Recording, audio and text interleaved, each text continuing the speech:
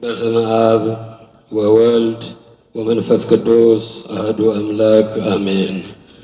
በስመ አብ ወወልድ ወመንፈስ ቅዱስ አሐዱ አምላክ አሜን።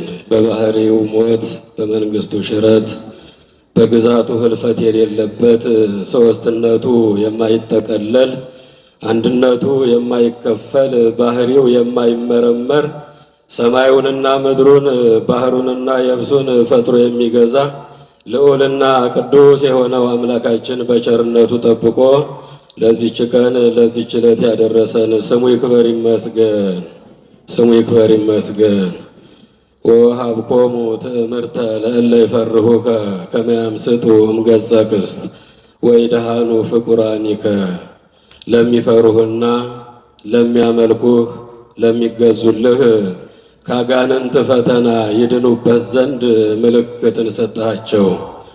የተወደዳችሁ አባቶቻችን፣ መምህራነ ወንጌል፣ ዘማሪያን፣ እግዚአብሔርን አባታችን፣ ቤተ ክርስቲያንን መማፀኛችን፣ ድንግል ማርያምን እናታችን፣ መንግሥተ ሰማያትን የዘላለም ርስታችን ብላችሁ በክርስቶስ አደባባይ የተሰበሰባችሁ በደመ ክርስቶስ የተቀደሳችሁ ክርስቶስ በደሙ የዋጃችሁ የእግዚአብሔር ልጆች ምእመናንና ምእመናት በእግዚአብሔር ፍጹም ሰላምታ ይድረሳችሁ። እንደምን ዋላችሁ?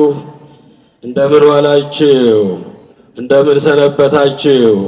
አባታችን ነውና እኛ ልጆቹን፣ እረኛችን ነውና እኛን በጎቹን፣ መምህራችን ነውና እኛን ተማሪዎቹን፣ ንጉሳችን ነውና እኛን ሕዝቦቹን በአባትነቱ በቸርነቱ በረድኤቱ ሁላችንንም ጠብቆ በቅድስናው ስፍራ ለመሰብሰብ ያበቃን፣ በዓለ መስቀሉን ለማክበር ያበቃን፣ ቃሉንም እንድንሰማ የፈቀደልን የአባቶቻችን አምላክ የሁላችን ፈጣሪ ስሙ ይክበር ይመስገን።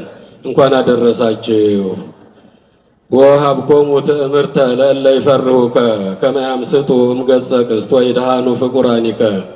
የተወደዱ የተከበሩ አባታችን መላከ ሰላም አምደ ወርቅ ደሴ የደብራችን የበላይ ኃላፊ፣ ወሀብኮሙ ትእምርተ ለእለ ይፈርሁከ ከመ ያምስጡ እምገጸ ቅስት ወይድሃኑ ፍቁራኒከ።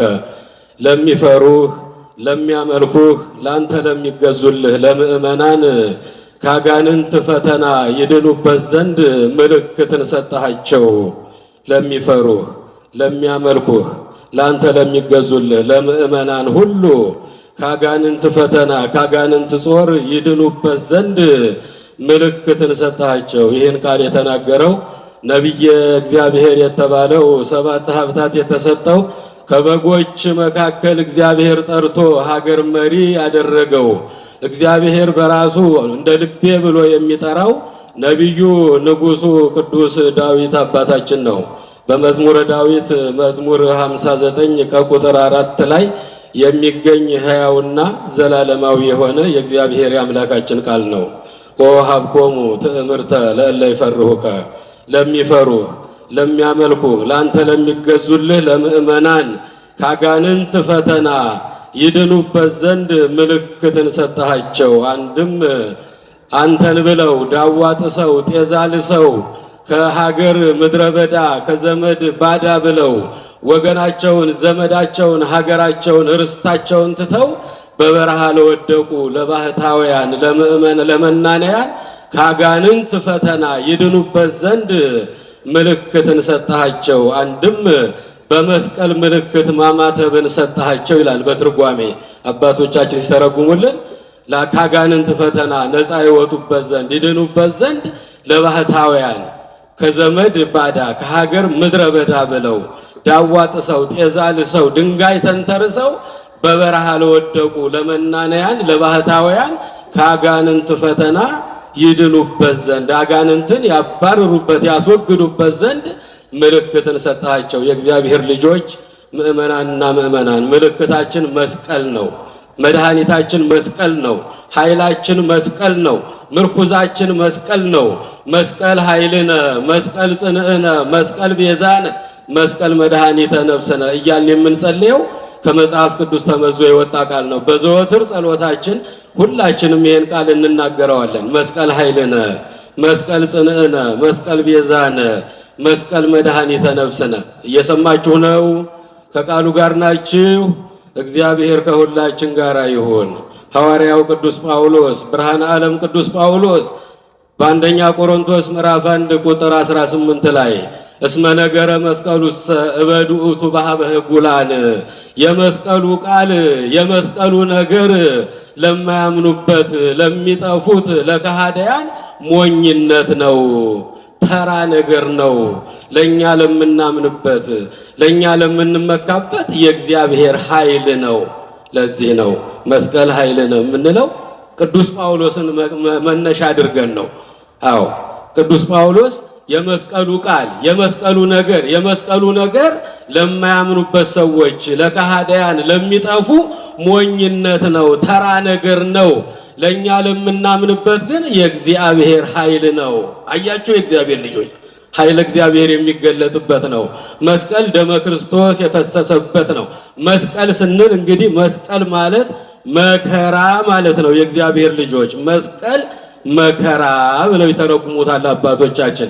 የመጀመሪያውን ፊደል መስቀል የሚለውን መከራውን፣ ግርፋቱን፣ ችንካሩን፣ የሾህ አክሊል መድፋቱን፣ በጦር መወጋቱን፣ በችንካር መመታቱን፣ ልብሱን መገፈፉን፣ ሐሞትና ከርቤ መጠጣቱን፣ ተጠማሁ እያለ ሰባቱን አጽርሐ መስቀል መናገሩን መስቀሉን ስናስብ መስቀሉ ላይ ይሄን እናስባለን። መስቀል ማለት ምን ማለት ነው? መስቀል ማለት ምን ማለት ነው? መከራውን፣ ግርፋቱን፣ ችንካሩን፣ የሾህ አክሊሉን፣ በጦር መወጋቱን፣ የሾህ አክሊል መድፋቱን፣ ደሙ መፍሰሱን፣ ስጋው በላዩ ላይ በመስቀሉ ላይ መቆረሱን፣ ተጠማሁ እያለ መድኃኔ ዓለም በደም ተሸፍኖ መዋሉን የምናስብበት ነው። የእግዚአብሔር ልጆች መስቀልን ስናከብር ይሄን መከራ ማሰብ መቻል አለብን። መስቀሉ ላይ ደም ፈሶበታል። መስቀሉ ላይ ስጋው ተቆርሶበታል። መስቀሉ ላይ እጁን ዘርግቶበታል። መድኃኔ ዓለም በችንካር ተመቶበታል። መስቀል መከራውን፣ ችግሩን፣ ግርፋቱን ያን ሁሉ መከራ በላዩ ላይ የወረደውን መከራ የምናስብበት ነው። ስንተረጉመው ደግሞ ስቃዩን ማሰብ ነው። የእግዚአብሔር ልጆች መስቀሉን ስናስብ መስቀሉ ላይ የዋለልን ብዙ ውለታ አለ። ተከፍሎ የማያልቅ ከአይምሮ በላይ የሆነ ውለታ አለ። 6666 ጊዜ በጅራፍ ተገርፎ ፊቱን በጨርቅ ተሸፍኖ በ580 ወታደር ተከቦ እየሰማችሁኝ ነው?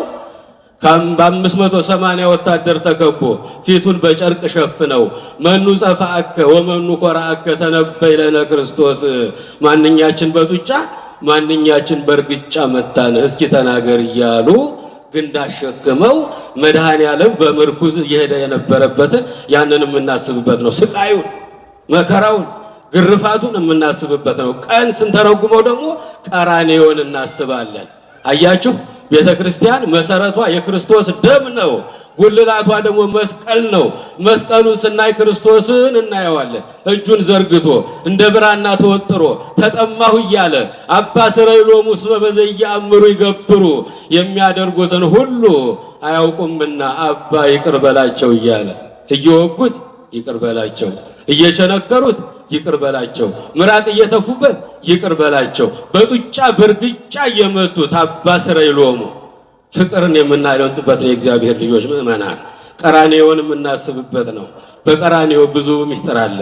ያው መከራውን፣ ግርፋቱን፣ ችንካሩን ያን ሁሉ የወረደበትን መከራ እናስባለን። ስደቱን፣ ስቃዩን በምድር ላይ ከልደቱ እስከ ስቅለቱ ድረስ ያለው ከተወለደ እስከሚሰቀልበት 33 ዓመት መስቀል ተብሎ ነው የሚጠራው። የእግዚአብሔር ልጆች መስቀል ተብሎ ይጠራል።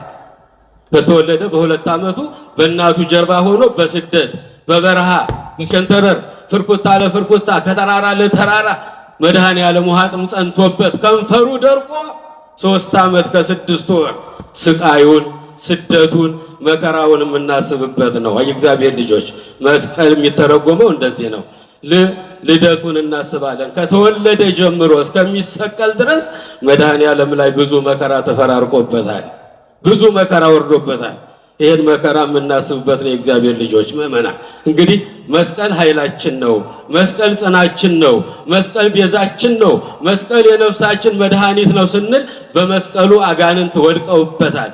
አዎ ጥልን በመስቀሉ ነው የገደለው የእግዚአብሔር ልጆች። ጥል የሚባለው ዲያብሎስ ነው። ጥል የሚባለው ክፋት ነው። ጥል የሚባለው ቅንዓት ነው፣ ምቀኝነት ነው፣ ዘረኝነት ነው፣ መለያየት ነው። ያለያያቸው አዳምና ሔዋንን ከእግዚአብሔር ገነት ያወጣቸው፣ ከገነት ያስወጣቸው፣ ከአምላካቸው ከእግዚአብሔር የለያቸው፣ ምድረ ፋይድ ላይ የጣላቸው ዲያብሎስ የተመታበት ነው መስቀል ማለት። መስቀል መከራውን የተቀበለበት መድኃኔዓለም ጥልን የገደለበት ጥል የሚባለው ዲያብሎስ ነው። ስለዚህ በስመ አብ ወወልድ ብለን ስናማትብ የእግዚአብሔር እስከ ሌላ እናማትብ አብረን በስመ አብ በሉ እስቲ። በስመ አብ ወወልድ ወመንፈስ ቅዱስ አሐዱ አምላክ አሜን።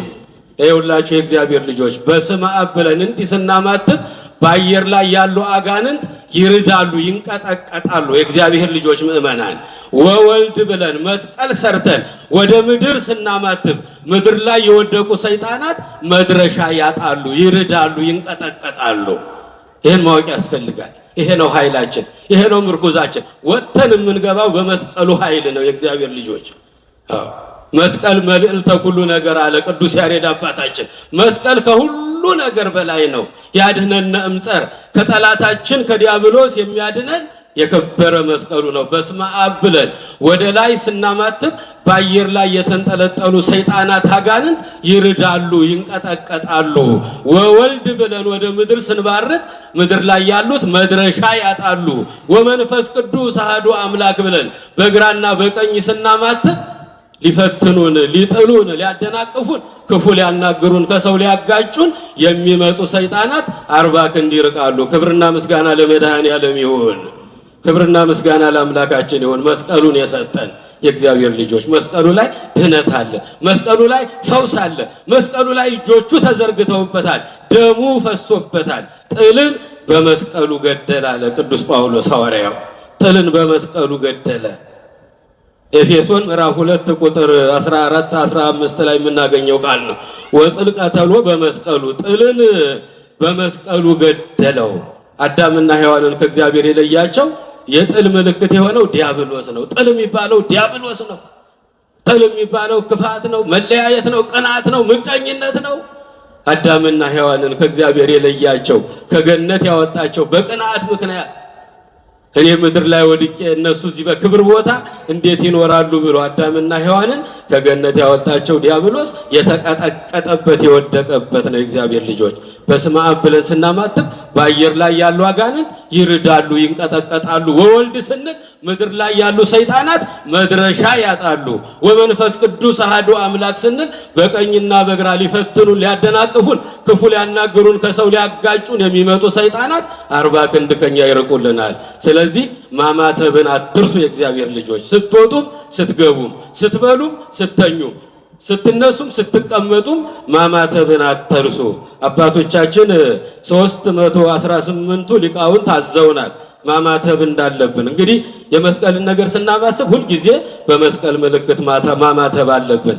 እተብ ገጸከ በዘይተሎ ለመንኮበያቲከ ለጸሎት ስትነሱ መስቀል ምልክት ሰርታችሁ በአውራጣታችሁ ቀጥሎ ባለው መስቀል ባለው እጃችሁ መስቀልን ሰርታችሁ ማማተብን አትርሱ።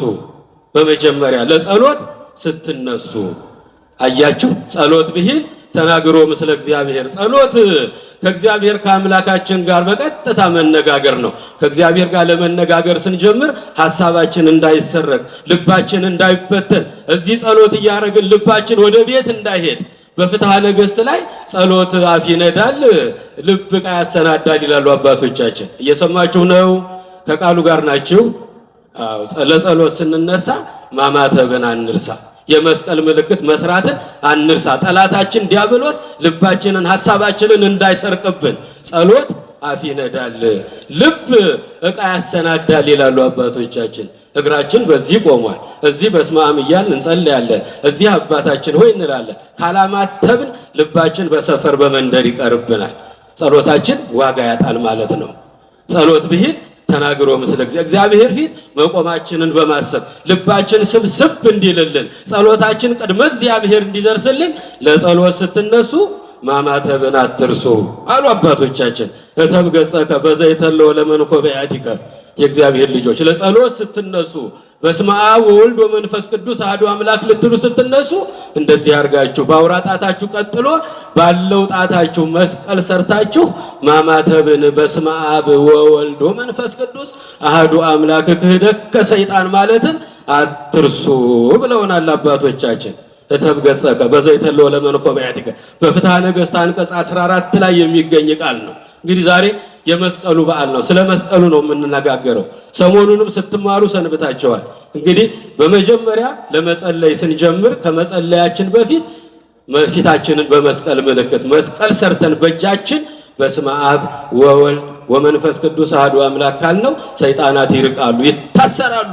የሥላሴ ስም ሲጠራባቸው እንደ ጢስ ይተናሉ፣ እንደ ትቢያ ይበናሉ። የእግዚአብሔር ልጆች ለጸሎት ስንነሳ መጀመሪያ ማማተብ አለብን። በሁለተኛ ደረጃ ለጸሎት ከቤት ስንወጣ ብዙ እንቅፋት አለ፣ ብዙ መሰናክል አለ። የእግዚአብሔር ልጆች ብዙ መሰናክል እንዳይገጥመን ከቤት ስንወጣ በስመ አብ ወወልድ ወመንፈስ ቅዱስ አሐዱ አምላክ ብለን መንገዳችን እንዲባረክልን፣ ሐሳባችን እንዲባረክልን፣ ያሰብንበት ቦታ እንዲያደርሰን ለጸሎት ከቤት ስንወጣ በስመ አብ ወወልድ ወመንፈስ ቅዱስ አሐዱ አምላክ በስመ ሥላሴ እቀጠቅጥ ከይሴ ብላችሁ ውጡ። የእግዚአብሔር ልጆች ጻድቁ አባታችን ተክለ ሃይማኖት በገድለ ተክለ ሃይማኖት ያነበባችሁ ሰዎች ትኖራላችሁ። ገድለ ተክለ ሃይማኖት ላይ ከዕለታት አንድ ቀን ቅዱሱ ጻድቁ የኢትዮጵያ ብርሃን አቡነ ተክለ ሃይማኖት ከበዓታቸው ሲወጡ ቁመቱ 60 ክንድ የሆነ ዘንዶ አያችሁ። ሰይጣን በብዙ ነገር ይመሰላል። በዘንዶ ይመሰላል፣ በአንበሳ ይመሰላል፣ በጊንጥ ይመሰላል፣ በአራዊት ይመሰላል፣ በመላክ ይመሰላል። አባቶቻችንን ሊያሳስታቸው ሊጥላቸው ብዙ ይደክማል። የእግዚአብሔር ልጆች አባቶቻችን መሳሪያቸው ጸሎትና መስቀል ነበር ይዘው የሚወጡት ከቤታቸው ሲወጡ። አዎ ሰው ይህን ዓለም ቢገዛ ቢነዳ በዓለም ውስጥ ያለውን ሀብትና ንብረት በእጁ ጭብጥ በእግሩ እርግጥ ቢያደርግ ለነፍሱ በነፍሱ ከተጎዳ ለሰው ምን ይረባዋል? ለሰው ምን ይጠቅመዋል? የሚለውን ቃል ይዘው ሲወጡ የመስቀል ምልክት በብረት ዘንግ ያሰሩና ወይ የእንጨት መስቀል ያሰሩና መስቀል ብቻ ይዘው ይወጣሉ ከቤታቸው። ቤታቸውን እንደተከፈተ ትተው ባዶ እግራቸውን ወደ ገዳም ወደ በረሃ ይገባሉ። ኃይላቸው መስቀል ነው። ሞገሳቸው መስቀል ነው። ትምክህታቸው መስቀል ነው። የእግዚአብሔር ልጆች አባታችን ተክለ ሃይማኖት ከዋሻ ሲወጡ ቁመቱ 60 ክንድ የሚሆን ዘንዶ አፉን ከፍቶ ይጠብቃቸው ነበር። ሊያስደነግጣቸው ሊያሳስታቸው በዘንዶው ላይ አድሮ ሰይጣን ነበር። አያችሁ። እሳቸው ግን አልደነገጡም። አባታችን በያዙት የብርሃን መስቀል በስመ አብ ወወልድ ወመንፈስ ቅዱስ አሐዱ አምላክ ብለው የመስቀል ምልክት ሰርተው እክህደከ ሰይጣን ሲሉት ካህናቱ እስከ ጅራቱ ለሁለት ተሰነጠቀ ይላል። ክብርና ምስጋና ለመድኃኔዓለም ይሁን። የመስቀልን ኃይል አያችሁ። የእግዚአብሔር ልጆች እየሰማችሁ ነው። ከቃሉ ጋር ናችሁ። እግዚአብሔር ከሁላችን ጋር ይሁን። የልባችንን ደጅ ክፈትልን። ምን አልኳችሁ? አሁን ጻድቁ አባታችን ተክለ ሃይማኖት ከዋሻቸው ሲወጡ በዋሻቸው ደጃፍ ላይ ቁመቱ 60 ክንድ የሚሆን ዘንዶ አያችሁ። ሊያስደነግጣቸው አፉን ከፍቶ ሊውጣቸው ሲፈልግ አልደነገጡም። የኛ አባት የመስቀል ምልክታቸውን አወጡና በስመ አብ ወወልድ ወመንፈስ ቅዱስ አሐዱ አምላክ በስመ ሥላሴ ቀጠቅጥ ከይሴ እክህደከ ሰይጣን ሲሉት ካህናቱ ከጭንቅላቱ እስከ ጅራቱ ለሁለት ስንጥቅ አለ። የእግዚአብሔር ልጆች አያችሁ። የመስቀሉ ኃይል መስቀል ኃይልነ፣ መስቀል ጽንዕነ፣ መስቀል ቤዛነ፣ መስቀል መድኃኒተ ነፍስነ የምንለው ከዚህ ተነስተን ነው። ቅዱስ ጳውሎስም ተናግሯል። ከጌታዬ ከአምላኬ ከኢየሱስ ክርስቶስ መስቀል በቀር ሌላ ትምክህት ከኔ ይራቅ አለ። ከኔ ይራቅ አለ ቅዱስ ጳውሎስ ገላትያ ምዕራፍ 6 ከቁጥር 14 ላይ ከጌታችን ከአምላካችን ከመድኃኔ ዓለም ከኢየሱስ ክርስቶስ መስቀል በቀር ሌላ ትምክህት ከኛ ይራቅ። እግዚአብሔር ልጆች መመኪያችን እሱ ነው። ትምክህታችን እሱ ነው። መስቀል ኃይል ነው። መስቀል ሞገስ ነው። ዲያብሎስ የወደቀበት የተቀጠቀጠበት ነው። ቅዱስ አባታችን ተክለ ሃይማኖት ከዋሻቸው ሲወጡ ዘንዶ አፉን ከፍቶ አያችሁ። በስመ አብ ወወልድ ወመንፈስ ቅዱስ አሐዱ አምላክ ብለው በመስቀል ሲያማትቡበት ከጭንቅላቱ እስከ ጅራቱ ለሁለት ተሰነጠቀ። ደቀ መዝሙራቸውን ወዳጄ አሉት፣ እስኪ ቁመቱን ለካልኝ አሉት። ቁመቱን ሲለካው ቁመቱ 60 ክንድ ሆነ ይላል። የእግዚአብሔር ልጆች ቁመቱ 60 ክንድ ሆነ። በመስቀሉ ኃይል አባታችን ገደሉት ዘንዶውን። ከቤት ስንወጣ ምን ማለት አለብን? ማማተብ አለብን በሉ። ማማተብ አለብን በሉ እስቲ። ከቤት ስንወጣ የመጀመሪያው ከቤት ስንወጣ አማትበን መውጣት አለብን። ችግር እንዳይገጥመን፣ እንቅፋት እንዳያገኘን፣ ሰይጣን መንገድ ላይ አድብቶ እንዳይጥለን፣ እንዳያደናቅፈን፣ ከሰው ጋር እንዳያጋጨን በስመ አብ ወወልድ ወመንፈስ ቅዱስ አሐዱ አምላክ ብለን በመስቀል ምልክት ከቤት አማትበን እንውጣ። የእግዚአብሔር ልጆች ወደ ቤታችንም ስንገባ አማትበን እንግባ። ክፉ ነገር እንዳንሰማ፣ ክፉ ነገር እንዳያገኘን፣ በቤታችን ሰላም እንዲገባልን በመስቀል ምልክት በሰላም ያወጣኸኝ በሰላም ያገባኸኝ መድኃኔዓለም ብለን በስመ አብ ወወልድ ወመንፈስ ቅዱስ አሐዱ አምላክ ብለን ቤታችንን ባርከን እንግባ። እየሰማችሁ ነው? ከቃሉ ጋር ናችሁ? እግዚአብሔር ከሁላችን ጋር ይሁን። በዜና አበው ላይ የተጻፈ አንድ ታሪክ ልንገራችሁ። አንድ ቅዱስ አባት ነበሩ፣ በዋሻ የሚኖሩ ከእግዚአብሔር ጋር የሚነጋገሩ አንድ ቅዱስ አባት ነበሩ ይላል ዜና አበው ላይ። ወደ ቤተ መቅደስ ገብተው ሲሰግዱ ሲጸልዩ አምላካቸው ጋር ሲነጋገሩ ቆይተው ወደ በዓታቸው ወደ ዋሻቸው ተመልሰው ሲመጡ ዋሻዋን ዘንዶ ሙልት አርጓታል። ተጠምጥሞ እስከ ደጃፉ ድረስ ሞልቷል በዘንዶ። አያችሁ የእግዚአብሔር ልጆች፣ ሊያስደነግጣቸው ነው እኮ። በድንጋጤ ሰይጣን ይገባል፣ በደስታም ሰይጣን ይገባል። የእግዚአብሔር ልጆች ስንደሰትም ስንደነግጥም በማንኛውም ነገር መስቀል ምልክት ሰርተን ማማተብን አትርሱ። የእግዚአብሔር ልጆች እተብ ገጸከ በዘይተሎ ለመንኮበያቲከ። ስትወጡ ስትገቡ ስተኙ ስትነሱ የመስቀል ምልክት ሰርታችሁ ማማተብን አትርሱ።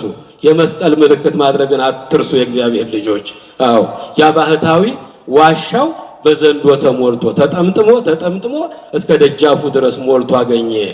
ሊያስደነግጠው ገብቶ ሰይጣን በዘንዶ አድሮ ያን ጊዜ በስመ አብ ወወልድ ወመንፈስ ቅዱስ አሐዱ አምላክ ብሎ መባረክ ለምዶ ነበርና ወጥቶ ሲገባ በሚባርከው ጊዜ እንደ ጢስ ተኖ እንደ ትቢያ በኖ ጠፋለት ይላል። ክብርና ምስጋና ለመድኃኔዓለም ይሁን። አሜን አትሉም እንዴ? ኧረ አሜን በሉ። ከቤት ስንወጣ አባታችን ተክለ ሃይማኖትን ምሳሌ አድርገን ማማተብ አለብን። ወደ ቤት ስንገባ በዜና አበው ላይ የተጻፈውን ያንን ቅዱስ አባታችንን ምሳሌ አድርገን ወደ ቤትም ስንገባ አማተብን መግባት አለብን። የእግዚአብሔር ልጆች ወደ ቤት ስንገባ በሶስተኛ ደረጃ ስንመገብ አማትበን መመገብ አለብን። ምግባችንን ሳንባርክ አንብላ። እየሰማችሁ ነው? በመስቀል ምልክት አማትበን ባርከን ነው መብላት ያለብን። ገድለ ጊዮርጊስን አነበባችሁ ሰዎች አላችሁ? በቅዱስ ጊዮርጊስ ገድል ላይ ተጽፎ እናገኛለን። ቅዱስ ጊዮርጊስ ቢፈጩት አይሞት፣ ቢሰቅሉት አይሞት። አያችሁ እግዚአብሔር፣ ቢያስሩት አይሞት፣ ቢያሰቃዩት አይሞት፣ ቢቆርጡት አይሞት። ግራ ገባቸው። ክፉ መናፍስት ያደሩባቸውን መጋጋንን ተሳቢዎችን፣ ሟርተኞችን፣ መተተኞችን ሰባ ነገሥታት ጠሩና ምን እናድርገው ይሄን ሰው? ስንፈጨው አይሞትም፣ ስናርደው አይሞትም፣ ስንቆርጠው አይሞትም፣ ስንሰቅለው ዛፍ ላይ አይሞትም፣ ሌላም መርዝም ብንሰጠው አልሞት አለ። ምን እናድርገው አሉ። ሟርተኞቹ አጋንንት ሳቢዎቹ ተሰበሰቡና ያየሩን ሁሉ አጋንንት ጠሩና አያችሁ ደገሙና ሟርት ደገሙና መርዝ በጠበጡና በጽዋ ይሄንን ይጠጣና እዚሁ ተተርትሮ ሲሞት እናየዋለን አሉ። እየሰማችሁ ነው? ተተርትሮ እዚሁ ሲሞት እናየዋለን አሉ። ያን ጊዜ ተዘጋጀለት ለቅዱስ ጊዮርጊስ። የሟርተኞቹ የአጋንንት የመተተኞች ሁሉ ተሰብስበው የአጋንንትን ስም ሁሉ ጠርተው በጽዋ አድርገው መርዝ በጥብጠው ሰማዕቱ ጊዮርጊስን በምንም አልሞት ያላቸውን በመርዝ ሊገሉት ፈለጉ። ሰባ ነገሥታት ናቸው ይህን ያደረጉት፣ እነ ዱድያኖስ ናቸው። በዚህ ጊዜ መርዙን በጥብጠው የሚገባውን የአጋንንት ስም ጠርተው በልህን ጠጣና ዳን አሉት። እጁን ወደ ኋላ አስረውት ነበር። እየሰማችሁ ነው? ማማተቢያ እጁን ታስሮ ስለነበረ እንደዚህ አድርጎ በፊቱ ባገጩ በስመ አብ ወወልድ ወመንፈስ ቅዱስ አሐዱ አምላክ እክህደከ ሰይጣንን እክዳለሁ በስላሴ አምናለሁ አለና እፍ አለበት። እፍ ሲልበት ወደ እርጎነት ተቀየረለት። የእግዚአብሔር ልጆች ክብርና ምስጋና ለመድኃኔዓለም ይሁን። ወደ እርጎነት ተቀየረለት። ያን ጊዜ አንስተው ጋቱት። ደቅ አርጎ ቅዱስ ጊዮርጊስ ያንን መርዝ ጠጣው። ፊቱ ከፀሐይ 7 እጅ አበራ ይላል። ክብርና ምስጋና ለመድኃኔዓለም ይሁን። ምን ስላደረገ ነው? በመስቀል ምልክት ስላማተበ ነው። እየሰማችሁ ነው? በመስቀል ስላማተበ ነው። በስመ አብ ወወልድ ወመንፈስ ቅዱስ አሐዱ አምላክ እክህደከ ሰይጣን፣ ሰይጣንን እክዳለሁ በስላሴ አምናለሁ ብሎ እፍ አለበት። ያን ጊዜ አንስተው ሲሰጡት ጠጣው። ሲጠጣው ፊቱ ከፀሐይ 7 እጅ አበራ። እንኳን ሊሞት የቅዱስ ጊዮርጊስ ፊት እንደ ፀሐይ ቦጋ አላበራ ይላል። ክብርና ምስጋና ለመድኃኔዓለም ይሁን። የእግዚአብሔር ልጆች ስትበሉ ስትጠጡ ማማተብን አትርሱ። መስቀል ምልክት ማማተብን አትርሱ። እተብ ገጸከ በዘይተሎ ለመንኮባያቲከ ስትወጡ ስትገቡ፣ ስተኙ ስትነሱ፣ ለጸሎትም ስትቆሙ በመስቀል ምልክት በአውራ ጣታችሁ ቀጥሎ ባለው ጣታችሁ መስቀል ሰርታችሁ ማማተብን አትርሱ። መስቀል አጋንንት የሚወድቅበት ነው። አጋንንት የተዋረደበት ነው። አያችሁ፣ ጥልን በመስቀሉ ገደለ የተባለው ለዚህ ነው። ጥልን በመስቀሉ ገደለ። ጥል የተባለው ዲያብሎስ፣ ጥል የተባለው ክፋት፣ ጥል የተባለው ቅናት፣ ጥል የተባለው ምቀኝነት፣ መለያየት፣ ዘረኝነት፣ እነዚህ ሁሉ የሚወድቁት በመስቀል ምልክት ስናማትብ ነው። የእግዚአብሔር ልጆች በአራተኛ ደረጃ የሚያስደነግጥ ነገር ስናይ ልናማትብ ይገባናል። መደንገጥ የለብንም።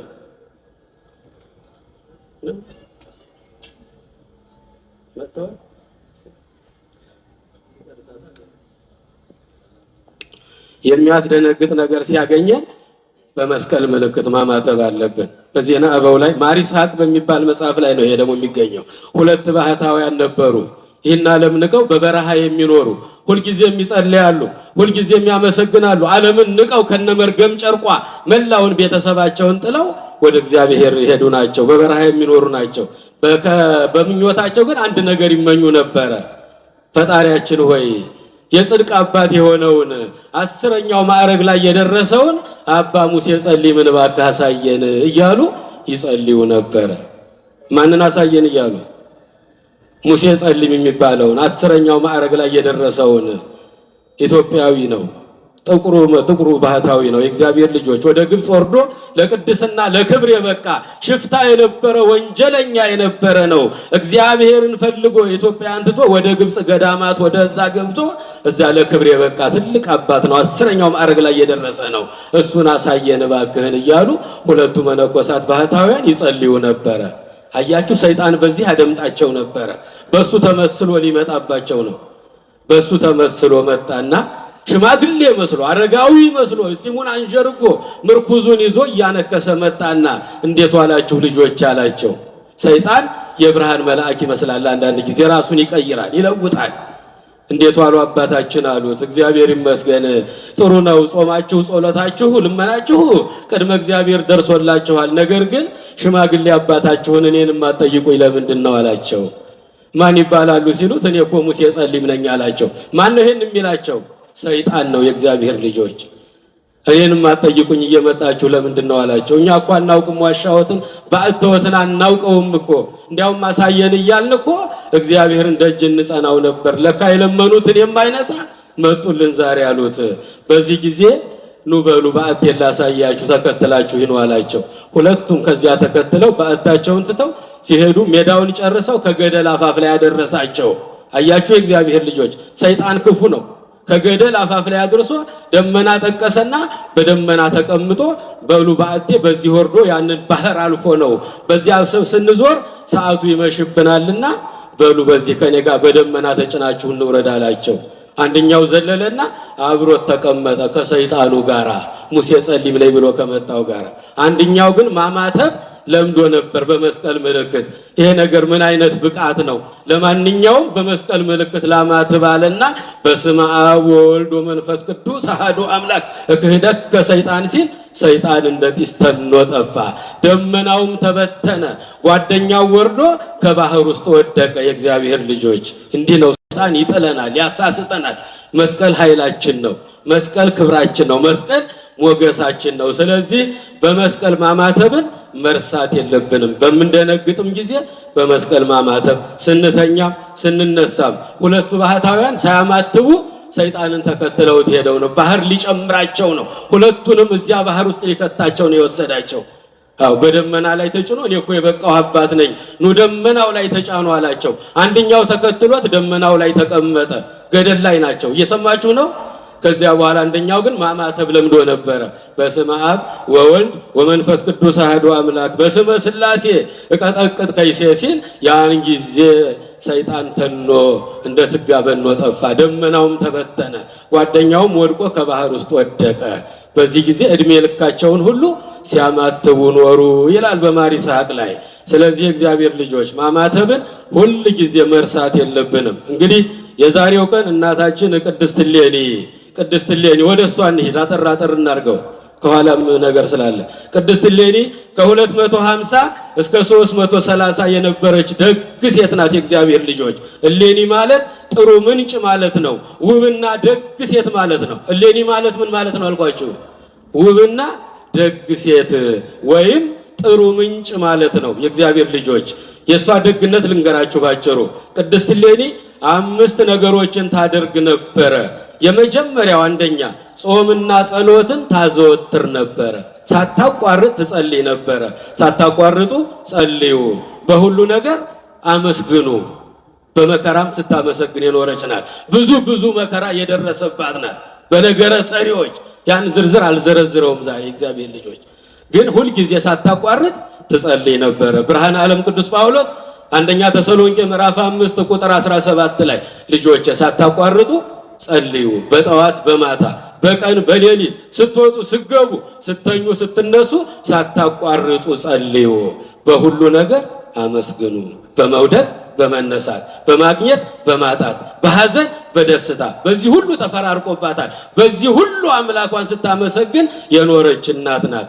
ጾምና ጸሎትን ሁል ጊዜ ታዘወትር ነበር፣ የመጀመሪያ ስራዋ። ሁለተኛው እግዚአብሔርን በፍጹም ልቧ ታመልከው ነበረ። ሕጉንም ትጠብቅ ነበረ። እየሰማችሁ ነው? ሕጉንም ትጠብቅ ነበረ። እግዚአብሔርን በፍጹም ልቧ ትፈራ፣ አምላኳንም ብቻ ታመልክ ነበረ። በሶስተኛ ደረጃ ለድሆች ትራራ ነበረ።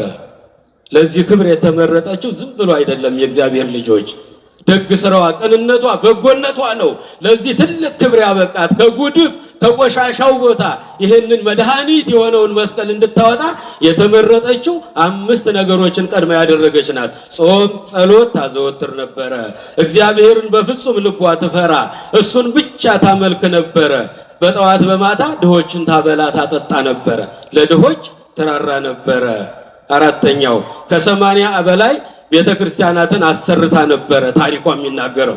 በአምስተኛ ደረጃ ዘመኑ ዘመነ ሰማዕታት ስለሆነ፣ ሁለተኛውና ሶስተኛው ዘመን የመከራ ዘመን ስለሆነ የሰው ልጅ እንደ ሽንኩርት የሚከተፍበት፣ እንደ ጎመን የሚቀረደድበት፣ እንደ ድንች የሚላጥበት ክርስቲያን በየመንገዱ እንደ ቅጠል የሚረግፍበት ዘመን ስለነበረ የሰማዕታትን አጽም እየሰበሰበች በክብር እንዲቀበሩ ታደርግ ነበረ። እየሰማችሁ ነው? እንዲታረግ ነበረ። እግዚአብሔር አምላክ ለዚህ ክብር መረጣት። ከሮም ከቁስጥንጥንያ ተነስታ ወደ ኢየሩሳሌም ሰራዊቶቿን አስከትላ መስቀሉን ፍለጋ የሄደች ናት። የመስቀሉ ፍቅር አላስተኛ አላስቀምጥ ያላት እናታችን ናት። 300 ዓመት ሙሉ ጉድፍ እየጣሉበት ቆሻሻ እየከመሩበት ተራራ ያክለውን ያን ቆሻሻ አስቆፍራ ከዚያ ያወጣች 7 ወር ሙሉ ስታስቆፍር መስከረም 16 ቀን ጀምራ በዛሬው ዕለት መጋቢት 10 ቀን መስቀሉን በክብር ያወጣችበት ቀን ነው። ክብርና ምስጋና ለመድኃኔዓለም ይሁን። ክብርና ምስጋና ለአምላካችን ይሁን። መስቀሉን ከጉድጓድ ከተቆፈረበት ከተረሳበት ጉድፍ ከተጣለበት ያወጣችው ይህንን 5 ነገር ትሰራ የነበረች በደግነቷ የታወቀች የእግዚአብሔር ማደሪያ የነበረች ሰው ናት። የእግዚአብሔር ልጆች መጽሐፈ ምሳሌ ምዕራፍ 31 ቁጥር 29 ላይ ቆንጆ ናት፣ ውብ ናት ብያችኋለሁ አይደለ? ውበት ሐሰት ነው፣ ደምግባትም ከንቱ ነው። እግዚአብሔርን የምትፈራ ሴት ግን ከሁሉ በላይ ናት። እሌኒ ከሁሉ በላይ ናት። ውበት አላት፣ ደምግባት አላት፣ በጎ ስራ አላት። ሃይማኖቷ ደግሞ ከሁሉ በላይ። ውበት ሐሰት ነው፣ ደምግባት ከንቱ ነው። እግዚአብሔርን የምትፈራ ሴት ግን ከሁሉ በላይ ናት። እሌኒን ከሁሉ በላይ ያደረጋት በጎ ስራዋ ነው። የእግዚአብሔር ልጆች በጎ ስራዋ ነው። በብዙ መከራ ያለፈች ብዙ መከራ የተፈራረቀባት ናት። ይህንን መስቀል ያወጣችልን 7 ወር ሙሉ ስታስቆፍር ከርማ በእግዚአብሔር ቸርነት መስቀሉ መጋቢት 10 ቀን በዛሬው ቀን ከዚያ ከጉድፍ ቦታ የወጣበት ቀን ነው። የእግዚአብሔር ልጆች የምናከብረው በዚህ ምክንያት ነው። እንግዲህ ዮሐንስ አፈወርቅ የሚባል በተግሳጹ ላይ እንዲህ ይላል፣ በመስቀል ክርስቶስ ተሰቀለ፣ ዲያብሎስ ግን በመስቀሉ ተገደለበት። ለዚህ ነው ቅዱስ ጳውሎስ ጥልን በመስቀሉ ገደለ ያለው። ዮሐንስ አፈወርቅም በድርሳኑ በመስቀሉ ላይ ክርስቶስ ተሰቀለበት፣ ዲያብሎስ ደግሞ በመስቀሉ ላይ ተገደለበት። ክርስቶስ እጆቹን በመስቀሉ ላይ ዘረጋ። በዚህ ጊዜ የዓለም ድህነት ሁሉ ተፈጸመ። ክርስቶስ በመስቀል ላይ ተቸነከረ፣ ነፍሳትንም ከሲኦል እስር ቤት በሙሉ አወጣቸው። ክርስቶስ በመስቀል ላይ ዋለ፣ የሰው ልጆችም ከባርነት ቀንበር ነፃ አወጣቸው። ክብርና ምስጋና ለአምላካችን ይሁን። ወወሀብኮሙ ትእምርተ ለእለ ይፈርሁከ ከመ ያምስጡም ገጸ ቅስት ወይድሃኑ ፍቁራኒከ፣ ለሚፈሩህ ለሚያመልኩህ ለአንተ ለሚገዙልህ ከአጋንንት ፈተና ይድኑበት ዘንድ ምልክትን ሰጣቸው አለ። ምልክታችን መስቀል ነው። አርማችን መስቀል ነው። መድኃኒታችን መስቀል ነው። ሞገሳችን መስቀል ነው። መስቀል ኃይልነ፣ መስቀል ጽንዕነ፣ መስቀል ቤዛነ፣ መስቀል መድኃኒተ ነፍስነ። ያስተማረን የመከረን የገሰጸን የአባቶቻችን አምላክ ስሙ ይክበር ይመስገን። የሰማነውን ቃል እግዚአብሔር በልቦናችን ይጻፍልን። 30፣ 60፣ 100 ፍሬ አፍርተን የስሙ ቀዳሾች የመንግስቱ ወራሾች ለመሆን ያብቃን። የሁላችንን መጨረሻ እግዚአብሔር ያሳምርልን። ተሰብስበው ነበር ተበተኑ ከማለት እግዚአብሔር ይሰውረን።